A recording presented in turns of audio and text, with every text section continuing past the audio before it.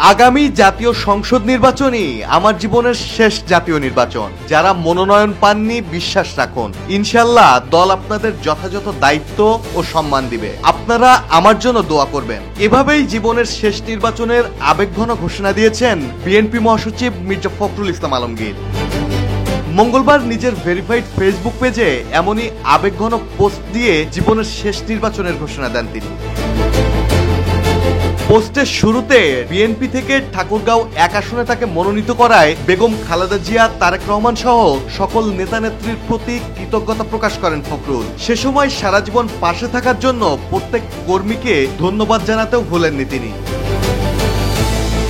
আবেগাপ্লুত ফখরুল বলেন, আমরা যারা সারা জীবন রাজনীতি করেছি, জেলে গেছি, আমাদের নিজেদের একটা গল্প থাকে, অনেকেই তা জানে না। আমি যখন 1987-তে সিদ্ধান্ত নিই আবার রাজনীতিতে ফিরবো, জীবন অবাক না করলে কে করবে? 28% মিল্ক ফ্যাটের অবাক করার সাথে ফ্রেশ মিল্ক পাউডার। জীবন অবাক করুক প্রতিদিন। আমার মেয়ে দুটো একদমই ছোট ছিল, ঢাকায় পড়তো। আমার স্ত্রীর বয়স অনেক কম ছিল। সে প্রথমে স্তম্ভিত হয়ে গিয়েছিল, বুঝতে পারছিল কি ভয়াবহ অনিশ্চিত জীবনে পা দিতে যাচ্ছে। ফখরুল আরো বলেন, সে সময় আমার মেয়ে দুটোর হাত ধরে সেই নিয়ে গেছে স্কুলে, ডাক্তারের কাছে। মনে পড়ে আমার বড় মেয়ের একটা অপারেশন হবে। আমি সারা রাত গাড়িতে ছিলাম ঢাকার পথে, যাতে মেয়ের পাশে থাকতে পারি। তখন এত কষ্ট হচ্ছিল।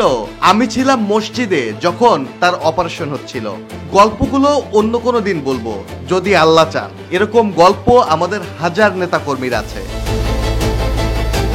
সবশেষে ফখরুল বলেন, এই নির্বাচন হয়তো আমার শেষ নির্বাচন। আপনারা সবাই আমার জন্য দোয়া করবেন, আমাদের দলের প্রতিটি নেতাকর্মীর জন্য দোয়া করবেন। একই সাথে মনোনয়ন বঞ্চিতদের মনোবল অটুট রাখতে ফখরুল বলেন, যারা মনোনয়ন পাননি বিশ্বাস রাখুন, ইনশাল্লাহ দল আপনাদের যথাযথ দায়িত্ব ও সম্মান দিবে। আমরা সবাই মিলে আপনাদের পাশে থাকব এবং কাজ করব ইনশাল্লাহ। বিএনপির সেই যোগ্যতা আছে দেশকে মর্যাদার সাথে সামনের দিকে নিয়ে যাওয়ার। ইনশাল্লাহ আপনারা পাশে থাকেন। বাংলাদেশ জিন্দাবাদ। মাহমুদুল হাসান শাওন, জয় জয় দেব।